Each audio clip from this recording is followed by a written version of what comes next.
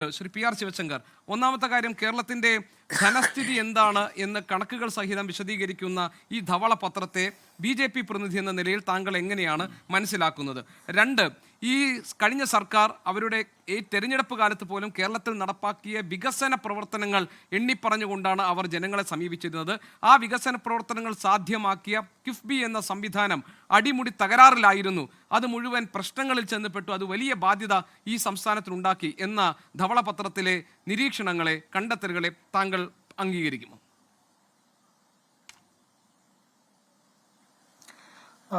ഗോപികൃഷ്ണൻ ആദ്യം ചോദിച്ചത് ഈ ധവളപത്രത്തെ BJP എങ്ങനെ നോക്കിക്കാണുന്നു എന്നാണ്. എനിക്ക് തോന്നുന്നത് ശ്രീ ഗോപികൃഷ്ണനുമായിട്ടുള്ള ചർച്ചയിൽ ഒരുപക്ഷെ ബഹുമാനപ്പെട്ട മുൻ ഫിനാൻസ് മിനിസ്റ്റർ ഇല്ലാതെയുള്ള ചർച്ചയിൽ ശ്രീ രാജു പി നായരടക്കമുള്ള പല ചർച്ചയിലും ഇതിലെ മിക്കവാറും എല്ലാ കാര്യങ്ങളും നമ്മൾ ചർച്ച ചെയ്ത കാര്യമാണ്. അതുകൊണ്ട് ഇതിൽ എന്താണ് വലിയ പ്രത്യേകത എന്ന് എനിക്ക് മനസ്സിലാകുന്നില്ല. ഈ ധവളപത്രം ഇറക്കിയാലേ തങ്ങൾ മുന്നോട്ട് വെച്ച, കോൺഗ്രസോ അല്ലെങ്കിൽ UDFO മുന്നോട്ട് വെച്ച പ്രകടന പത്രിക നടത്താതിരിക്കുവാനുള്ള ഒരു എന്താ പറയുക, ഒരു പ്ലാനിംഗ് ആയി അല്ലെങ്കിൽ അതിന്റെ ഒരു ടൂളായി ഇതിനെ ഉപയോഗിക്കുമോ എന്ന ഭയം മാത്രമേ ഉള്ളൂ. ഇത് ഒരു സാധാരണ കേരളത്തിലെ ഒരു ബേസിക് എക്കണോമിക്സ് അറിയുന്ന അല്ലെങ്കിൽ ഇതിന്റെ സാമ്പത്തിക വശങ്ങളെക്കുറിച്ച് ചിന്തിക്കുന്ന ഏതൊരു വിദ്യാർത്ഥിക്കും അറിയാവുന്ന കാര്യങ്ങളാണ് ഈ പ്രകടന പത്രികയിൽ പറഞ്ഞിട്ടുള്ളത്. അത് പല ചർച്ചകളിലും നമ്മൾ എല്ലാവരും ചർച്ച ചെയ്തതാണ്. അതുകൊണ്ട് എനിക്ക് വലിയ പുതുമ ഒന്നും തോന്നുന്നില്ല. ഞാൻ മനസ്സിലാക്കുന്നത് സംസ്ഥാനത്തെ പുതിയ സർക്കാർ എങ്ങനെ തങ്ങൾ പ്രകടന പത്രികയിൽ പറഞ്ഞ കാര്യങ്ങൾ നടപ്പിലാക്കാതിരിക്കാം എന്നുള്ളതിന്റെ ഒരു ശ്രമഫലമായിട്ടാണ് ഇത് നടത്തുന്നത് എന്നാണ്. രണ്ട്, ഞാൻ താങ്കളുടെ രണ്ടാമത്തെ ചോദ്യത്തിലേക്ക് വരുന്നതിന് മുമ്പ് ഞാൻ അത്ഭുതപ്പെട്ടു പോയി. ഞാൻ വളരെ ബഹുമാനത്തോടെ കാണുന്ന നമ്മുടെ മുൻ ഫിനാൻസ് മിനിസ്റ്റർ, അദ്ദേഹം ഡോക്ടർ തോമസ് ഐസക് സാർ, അദ്ദേഹം പറയുന്നത് കേട്ടാൽ തോന്നും അദ്ദേഹം കടമെടുക്കുന്നതിന്റെ മാഹാത്മ്യത്തെ കുറിച്ചിട്ടാണ് നിരന്തരം പറയുന്നത്. അതായത് ലോക ചരിത്രത്തിൽ എല്ലാ സംസ്ഥാനങ്ങളും നിരന്തരം കടമെടുത്തുകൊണ്ട് മാത്രമേ വികസന പ്രവർത്തനങ്ങൾ നടത്താൻ പറ്റുകയുള്ളൂ. അത്തരം വികസന പ്രവർത്തനങ്ങൾ നടത്തുന്നതിലൂടെയാണ് ലോകത്തെ എല്ലാ രാജ്യങ്ങളും സംസ്ഥാനങ്ങളും വികസിച്ചതും വളർന്നതും. അത് നിർബന്ധമായിട്ടും എടുക്കേണ്ടതാണ് എന്നാണല്ലോ അദ്ദേഹം പറഞ്ഞതിന്റെ രത്നചുരുക്കം. പക്ഷേ ഇതേ കമ്മ്യൂണിസ്റ്റ് പ്രസ്ഥാനം എങ്ങനെയാണ്, അദ്ദേഹം അതിനെതിരായിരുന്നു കേട്ടോ, ഓരോ കാലഘട്ടങ്ങളിൽ ADBയുടെയും IMFന്റെയും ലോണിനെതിരെ കഴിഞ്ഞ കുറെ കാലങ്ങൾ സമരം ചെയ്ത് കേരളത്തിലെ യുവാക്കളുടെ വികസനത്തെ തകർത്തതെന്നും അതിന് മാപ്പ് പറഞ്ഞിട്ട് വേണമായിരുന്നു അദ്ദേഹം ഇത് തുടങ്ങാൻ. അല്ലെങ്കിൽ അദ്ദേഹത്തെ എതിർത്ത കമ്മ്യൂണിസ്റ്റ് പാർട്ടിയുടെ തന്നെ ചില നേതാക്കളുടെ നയത്തെ എതിർത്തുകൊണ്ട് വേണമായിരുന്നു ഈ കടമാഹാത്മ്യത്തെക്കുറിച്ച് അല്ലെങ്കിൽ ഈ വായ്പാ മാഹാത്മ്യത്തെക്കുറിച്ച് അദ്ദേഹത്തിന്റെ നീണ്ട പ്രഭാഷണം നടത്തുവാൻ എന്നാണ് എനിക്ക് ആദ്യമേ പറയാനുള്ളത്. രണ്ടാമത്തെ കാര്യം, ഗോപികൃഷ്ണൻ ശ്രദ്ധിക്കണം, ഇതേ കമ്മ്യൂണിസ്റ്റ് പാർട്ടിയുടെ ഈ കഴിഞ്ഞ തൊട്ടു മുമ്പിലത്തെ ഫിനാൻസ് മിനിസ്റ്റർ അടക്കം ഈ കേരളത്തിലെ ജനതയെ തെറ്റിദ്ധരിപ്പിക്കുന്ന, ഇദ്ദേഹവും ഈ ചർച്ചയിലും ഒരുപാട് തെറ്റിദ്ധാരണ പരത്തുന്ന കാര്യങ്ങൾ പറഞ്ഞു കേട്ടോ, ഞാൻ അങ്ങോട്ട് വരാം. ഞാൻ തുടക്കത്തിൽ തൊട്ട് തുടങ്ങാം. അദ്ദേഹം പറഞ്ഞത്, ബാലഗോപാൽ പറഞ്ഞത്, ഏറ്റവും കൂടുതൽ കടബാധ്യതയുള്ള സംസ്ഥാനം കേരളമല്ല, അത് മറ്റു പല സംസ്ഥാനങ്ങളാണ്. അദ്ദേഹം പറഞ്ഞത് ശരിയാണ്. കടബാധ്യത കൂടുതലുള്ളത് തമിഴ്നാടിനുണ്ട്, മഹാരാഷ്ട്രക്കുണ്ട്, വെസ്റ്റ് ബംഗാളിനുണ്ട്, ആന്ധ്രാപ്രദേശിനുണ്ട്. പക്ഷെ അവിടുത്തെ പോപ്പുലേഷൻ നോക്കൂ. അപ്പോ അത്ര വലിയ സംസ്ഥാനങ്ങൾക്ക് 20-15 ഒക്കെ കോടി പോപ്പുലേഷൻ ഉള്ള സംസ്ഥാനങ്ങളുടെ കടബാധ്യതയുമായി താരതമ്യം നടത്തിക്കൊണ്ട് നമ്മളുടെ കടബാധ്യത കുറവാണ് എന്ന് പറഞ്ഞുകൊണ്ട് കഴിഞ്ഞ 10 വർഷം നടത്തിയ കടബാധ്യതയുടെ വലിപ്പത്തെ, അതിന്റെ തട്ടിപ്പിനെ അല്ലെങ്കിൽ അതിന്റെ ഭീമാകാരത്തെ, ആ സ്വഭാവത്തെ കുറച്ച് കാണിക്കുകയാണ് ഇവിടെ സംസ്ഥാനത്തെ രണ്ടാമത്തെ ഈ കഴിഞ്ഞ സെക്കൻഡ് ടേമിലെ CPMന്റെ ഫിനാൻസ് മിനിസ്റ്റർ ചെയ്തത്. ഇത്തരത്തില് പല തെറ്റുകൾ ഇവർ മുഴുവൻ, ഞാൻ ദീർഘദൂരം ആ കാര്യത്തിൽ പറഞ്ഞില്ല. ഇപ്പൊ നോക്കൂ, അദ്ദേഹം പറയുന്നത് കിഫ്ബി അല്ലാതെ മറ്റു മാർഗമില്ല, കടം മേടിക്കാൻ കിഫ്ബി അല്ലാതെ മറ്റു മാർഗമില്ല. ഞാൻ അദ്ദേഹത്തോട് വെല്ലുവിളിക്കുകയാണ്. കേന്ദ്ര സർക്കാർ 1.5 ലക്ഷം കോടി രൂപ 50 വർഷം റീപേയ്മെന്റിന് ഇൻട്രസ്റ്റ് ഇല്ലാതെ ഒരു പ്രഖ്യാപനം നടത്തിയിരുന്നല്ലോ 2024 ബജറ്റില്. സംസ്ഥാനത്തെ ധനകാര്യ വകുപ്പ് മന്ത്രി, അന്ന് അദ്ദേഹം ആയിരുന്നില്ല രണ്ടാമത്തെ ടേമില്, ഒരൊറ്റ തവണ പോലും ഒരു കത്തയച്ചിട്ടില്ല അതിന്റെ കാപ്പെക്സ് ഫണ്ടിലേക്ക്.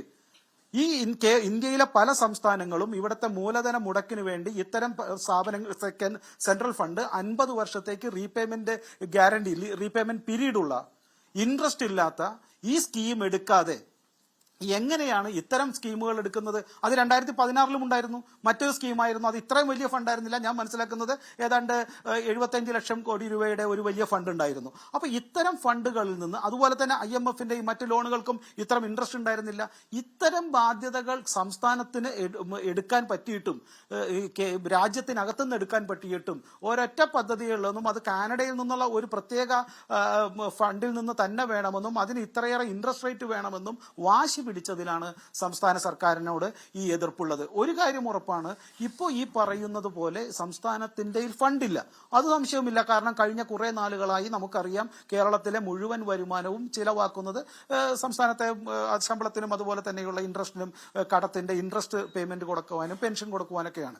പക്ഷേ അത് വരത്തി വെച്ചതിൽ സംസ്ഥാനത്തെ കോൺഗ്രസ് സർക്കാരിനുമുണ്ട്, UDF സർക്കാരിനും പങ്കുണ്ട്. കഴിഞ്ഞ കുറെ നാളുകളായി ഇത്തരത്തിലുള്ള ധൂർത്തുകളായിരുന്നു സംസ്ഥാന സർക്കാരുകൾ. അത് ഉമ്മൻചാണ്ടി സർക്കാരും അതിനുശേഷം വന്ന പിണറായി സർക്കാർ 1ഉം 2-0 എല്ലാം നടത്തിയിരുന്നത് എന്നാണ് ഈ ധവളപത്രം വായിക്കുമ്പോൾ മനസ്സിലാക്കുന്നത്.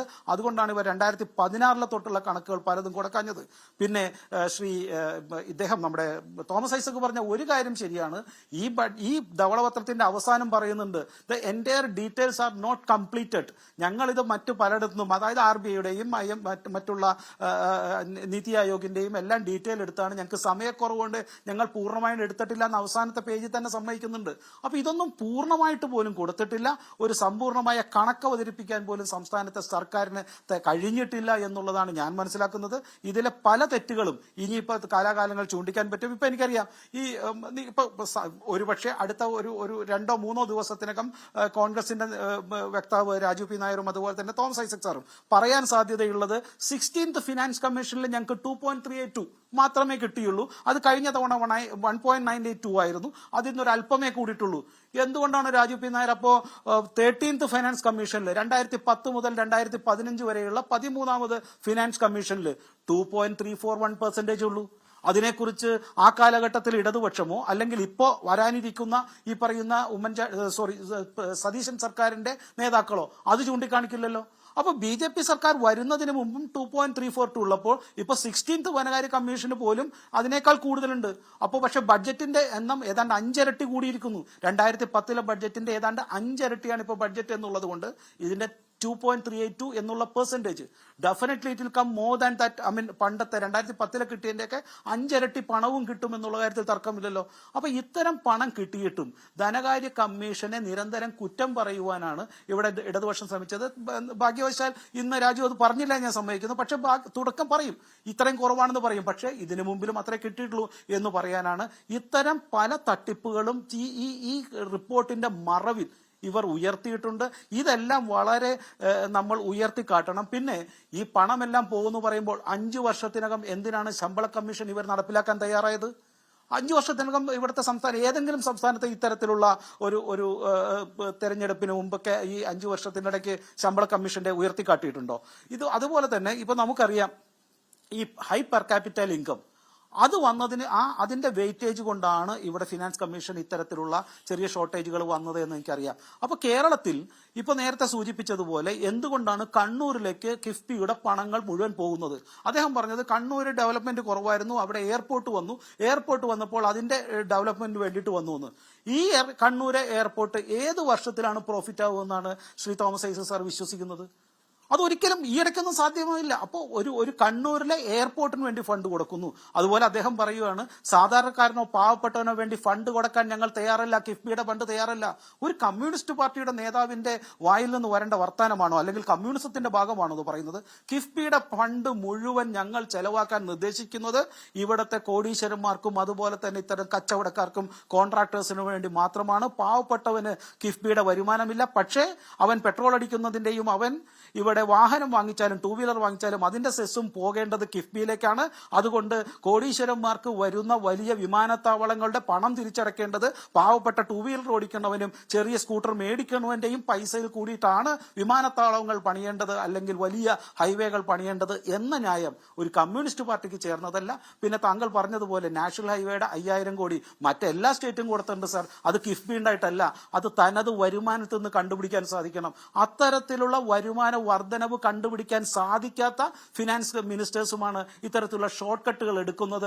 കടം മേടിച്ച് മാത്രമേ വികസനം നടക്കുകയുള്ളൂ എന്ന് വിശ്വസിക്കുന്നതും അത് ജനങ്ങളെ പറഞ്ഞു പഠിപ്പിക്കാൻ ശ്രമിക്കുന്നതും അത് കേരളത്തിൽ നടപ്പാവില്ല. ഒരൊറ്റ കാര്യം കൂടി പറഞ്ഞ് ഞാൻ ആഗ്രഹിക്കുന്നു.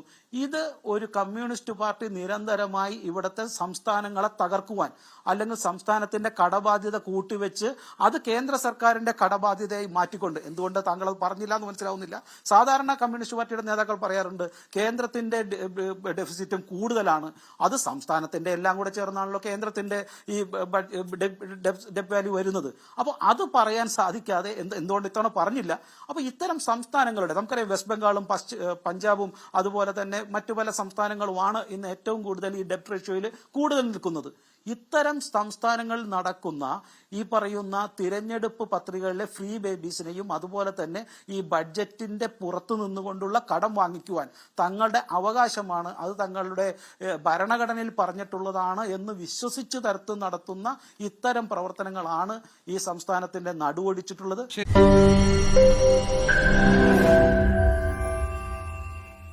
ലോകത്തെവിടെയായാലും ഏത് സമയത്തും 24 വാർത്തകളും ഓഗ്മെന്റഡ് റിയാലിറ്റി പാക്കേജുകളും എക്സ്പ്ലെയിനറുകളും വിശദമായി കാണാൻ ഞങ്ങളുടെ യൂട്യൂബ് ചാനൽ നിങ്ങൾക്ക് സബ്സ്ക്രൈബ് ചെയ്യാം.